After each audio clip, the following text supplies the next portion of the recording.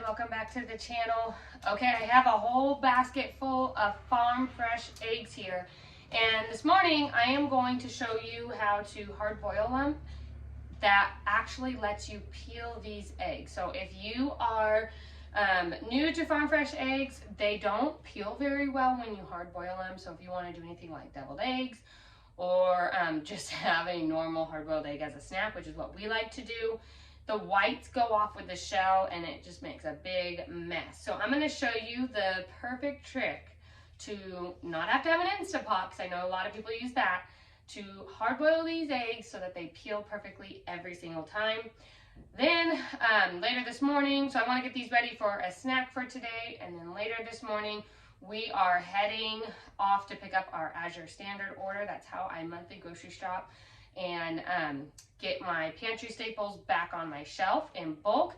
And with that, I usually get a lot of different flours and different beans and things like that in bulk. Sometimes I'm not ready for my buckets to get refilled, and so I need another way of storing those big 25, 50-pound bags of flour and rice and beans and things like that that I know will keep until I'm ready to pour them into my Gamma Seal buckets. And I use Mylar bags with oxygen absorbers to do that, and so I'm going to show you how I do that. So we got a pretty busy, fun-filled day, but first let's get some of these eggs hard boiled, and I'll show you my trick to getting them that way. Okay, so here is my trick to hard boiling these farm fresh eggs. Is you're not actually going to submerge them into water. I just take a pot and I have a colander here that fits inside of my pot. I'm going to fill it with about half water. You are going to steam them instead of completely submerging them in water and boiling them. So I'll take some of my nice and clean eggs here and stick them into my colander. If you need to, you can wash them first, but these are all pretty clean, so I don't really need to. Okay, so I have 6 eggs here. I'm going to go ahead and fit it with my lid right on top of my colander, and I will turn it on high so the water is boiling underneath the eggs, but the water is actually not up and over the eggs. Now, one thing to remember with this is that you don't have a ton of water in there, so it's very quickly boiled out. And with the lid on, it does keep it in a little bit, but you got to watch it closely. So you're going to want to steam these for about 15 to 20 minutes. I usually do about 18 minutes, and then I go ahead and take them right off of the heat. If for any reason I feel like the water has boiled out, I will add a little bit more water if the timer has not gone off. So let's get these on the stove and get them turned on and start steaming them so that they are hard boiled.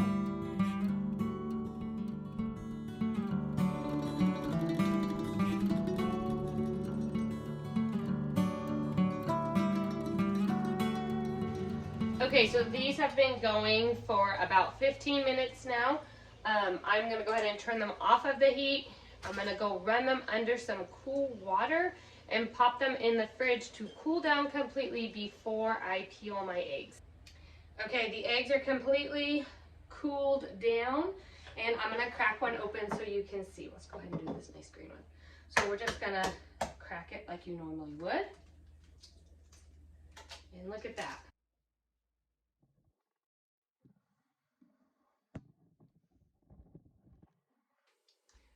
Without any of the white going off with the shells. So steaming your farm fresh eggs is the perfect way. You don't need to add anything to the water. I know I've heard like baking soda and different things. I've never had to do that. I just steam my eggs and they peel right off, and you're ready to use these hard-boiled eggs in any recipe as deviled eggs or just as a snack with some salt. We're going to finish up some school, and then we're heading out to get our Azure order.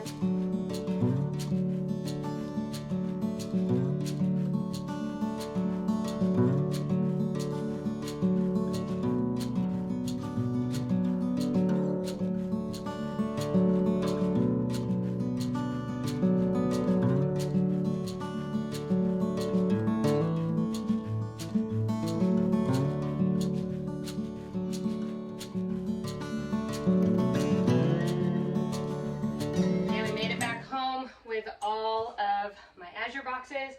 Now I'm going to unload all of these boxes. If you are unsure of what Azure Standard is, I will link the video in the description on how to order online, but basically it's a grocery co-op that I order from every single month, and you pick a drop location closest to you and you pick up your groceries right off of the truck. So all of these boxes are repackaged boxes of all of our food for the month. You can buy in bulk or not buy in bulk. So certain items I don't get in bulk that I know would go bad before we got them in bulk or before we ate them if I did. And so I'll buy some stuff where I just might buy a couple quantities of the smaller packages. And then other things like my gluten-free flours, my sugars, baking supplies, dry beans, all of that I do buy in bulk. This month, all of the things that I bought in 25-pound bags, which is beans and flours and sugar and things like that, I was out of or almost out of. So I am not going to store them for long-term food storage. They're going to go right into my Gamma Sale buckets that I use from every single month or every single week. But I will show you the Mylar bags that I highly recommend, which is by Wallaby Goods. And those bags I will fill with extra flour. So if I buy a 50-pound bag of something, my buckets only hold about 20 to 25 pounds. So I will put the rest in a Mylar bag with an oxygen absorber and then seal it. And I will show you those bags. This month I don't need to do that since I was almost out of the things that I needed. But I will show you what I use and what I do when I buy for long term. So let's get all these boxes unpacked and then I'll show you what I got this month.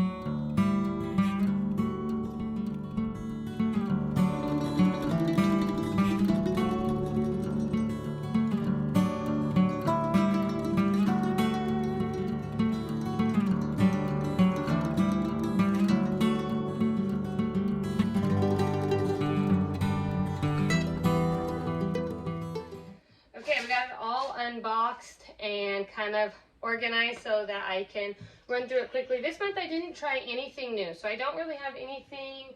I kind of looked at it. I didn't try anything new. Sometimes I try things that are new and sometimes I don't. Sometimes I get more like packaged snacks or things like that if we're in rodeo season or in certain times where I need quick convenient stuff. But this time I didn't. I really just needed some staples restocked. So this is just strictly staples that we go through every single month. I buy all of my potatoes on Azure Standard for the entire month. I rarely, unless I calculate wrong or we go somewhere or have multiple families over or something and I use potatoes more than normal, I rarely have to buy potatoes at a regular grocery store in town.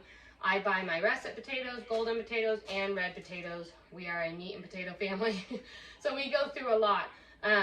I use one bag at a time, so I usually will take one russet potato and either the golden or red, and I will stick them in a basket sitting on my counter, and that's what we use all week long. And the rest I have an outside refrigerator in my shop that I store all extra food. So when I buy in bulk, I try and get things in bulk that even if they're cold things that will last us all month long and that will keep for all month long. And then I keep the things that we're working on in the smaller package here in the house, and I put the rest out into the shop fridge, and then I just pull them in as we need them. People ask me all the time if my potatoes go bad. I've never had a problem with my potatoes going bad for the month as long as I keep them in the refrigerator, the extras. Now, if I were to sit all of these out into my pantry or out on the counter, they probably wouldn't last a month. You probably start getting them to sprout their little eyes and stuff, but if I keep them in the refrigerator, they do not go bad, and usually we use a bag a week. So I have 3 bags of russet potatoes, 1 golden and 1 red, and then I also buy in bulk all of my frozen fruit off of Azure Standard. So I have my frozen blueberries and frozen strawberries that we use for smoothies in the morning, for kefir smoothies or for a snack. I'm hoping by a couple years, I have a blueberry plant bush that I planted last year, and I have strawberry plants. Lots of strawberry plants. I'm getting even more this year, and I'm hoping that I can reduce these and be able to freeze my own from the garden and not have to buy them from Azure anymore. But for now, that's where I get all of our frozen fruit for our smoothies is from Azure Standard. Okay, moving on to this side, I have staples that I get every single month from Azure Standard in terms of produce. Potatoes is one of them. But I always get a little pack of lettuce. It's 3 heads, I believe, in here. Maybe more. No, I think it's 3. 3 heads in here. Always get a bag of Brussels sprouts. We go through a lot of peppers, so when we don't have the garden going, I always get a thing of peppers. And if they have them, I will get a thing or 2 or sometimes 3 of snack peppers. My kids love these as snacks. And so I will, these are also really good to make a taco cream cheese peppers, and that is in the printable cookbook that I launched last week. So this these are really good for that too, so I will use them for that. But these are the things. Oh, and I have 2 boxes of lemons, so this is 20 pounds of lemons right here, and I use them to make lemonade concentrate every single month. So I can lemonade concentrate. My family is a big lemonade family, so they like to go through a lot. So I usually get 20 pounds of lemons there, since here in Missouri we can't grow a lemon tree. And they make, oh gosh, it makes probably about 8 to 10 pints of lemonade concentrate, and every pint makes a half a gallon of lemonade. So that usually lasts us for the month, and I keep these in the refrigerator until I am ready to make up my lemonade concentrate and can them. Okay, on this side I have my big gallon of avocado oil. That is my favorite oil to cook with. I switched out all vegetable canola oil for avocado or olive oil. Avocado oil is expensive. This is the best place, or the cheapest place I have found to get it in bulk, and it is the most mild tasting, so it's it's a healthy fat for you, and it is very, very good for you. I usually use this more than olive oil because olive oil does have a stronger taste, but I always keep both just in case I run out of my avocado oil. But I've talked to numerous people, and just buying bottles of avocado oil in the store is so expensive. It's way cheaper to buy it in bulk, and Azure Standard has been the cheapest place I have found to get it from. I also buy all of my cheese for the month. So I have a raw cheddar and just a white cheddar, and I will cut these blocks into smaller size blocks and then stick them in Ziploc bags and keep one in my refrigerator, and the rest goes out into my shop fridge, and they do not go bad all month long, and we just pull in. I very rarely misjudge and have to buy blocks of cheese at the store. It is way cheaper to buy it by this ginormous block. I don't know if they even put this size on it. They don't. They do. All of them are just slightly different, but this is 5 pounds, 5.14. So all of them are slightly different, but they, and this one is 5.3 pounds. So that is, we go through a lot of cheese. Cheese, meat, potatoes, that's the thing we like in our family. I also get all of my rice, brown or white rice. So I was almost out of white rice, so I got 2. Now normally I get this in a 25-pound bag because it is the cheapest, but here's a trick. I usually say it almost every single video because something is out of stock. Something doesn't ship or is not going to ship because it's out of stock. And if it says that, then what I always try first before just accepting that it's not going to ship is go in and change your size. So sometimes a 25-pound bag of rice might be out of stock, but you might be able to get to 5-pound bags, and that's what I did. So I think I wanted 10 pounds of rice. They had a 10-pound bag, and I couldn't get it, and so I switched my thing to 5 pounds, and it shipped. So before you get frustrated that things are out of stock, try that little trick. Sometimes it works, sometimes it doesn't. This month, I was out of a lot of flours. So I was out of this is sorghum flour. That's what I use in my gluten-free sourdough starter. I will link that in the description. I was out of my, what is this? This is cane sugar, pinto beans, brown rice flour, and white rice flour. I wasn't completely out of all of these things. Well, I was out of sugar, but I wasn't completely out of all of these things, but I was close. So these will just go straight right into my buckets to start being used out of. If I wanted to be ahead, if I was trying to bulk buy in terms of long-term food storage so that I didn't have to do this, every single month, then how I would store them is in these Wallaby Goods Myler bags. This is the 1 gallon bag, and then I also have the big 5-gallon bags. And the 5-gallon bags are great for 50 pounds of flour, rice, beans, whatever you have, sugar. And the 25-pound bags will also go in the 5-gallon bags, but you won't use, obviously, the whole bag of it. If I were to pour some of this in, or if I was to pour this into my Gamma-Seal buckets, and some of it did not fit anymore, I was all the way up to the back, because I do have some left in each of the buckets, I will go ahead and use these 1-gallon bags to store the rest of it in. What I love the most about these bags, well, these ones, the 1 gallons don't have the zipper, because typically when you're going to open them, you're ready to just use what's the contents that are in it.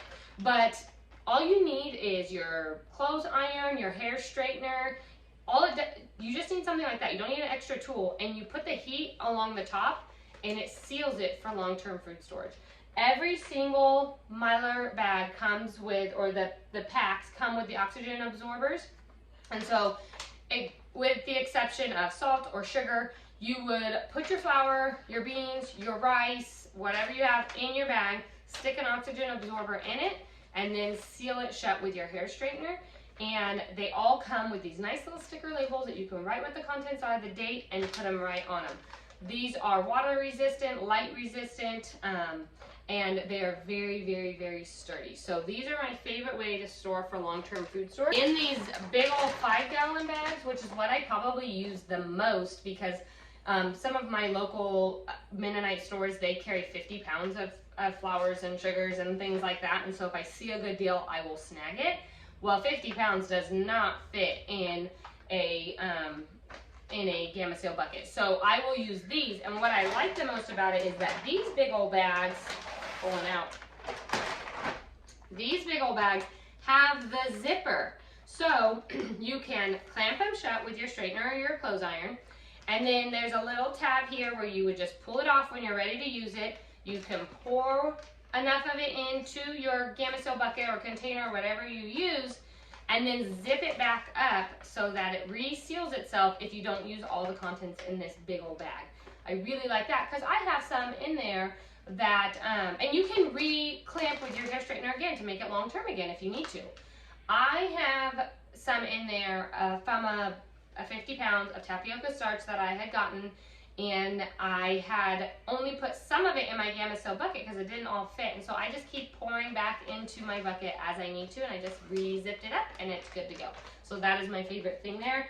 I will link Wallaby Goods in the description with my discount code, so if you choose to see how you like their bags and you're looking for long-term food storage options, then try them out. I've been very happy with them, and they are definitely a way to prolong food, bulk buy, and have your pantry stocked for whatever comes your way.